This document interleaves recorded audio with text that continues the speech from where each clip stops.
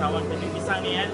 Pertama adalah kulit pisang lah. Ada nak potong kulit pisang. Biasa kita boleh manual kan. Kita boleh tengok satu-satu. Dan misalnya tak ada lagi kulit pisang, potong kulit pisang, mesin je. Yang ada kita mesin je potong pisang. Kalau dapat lagi kita kulit pisang, boleh terus buat orang terbaik lah tu. Okey bang, terima kasih bang.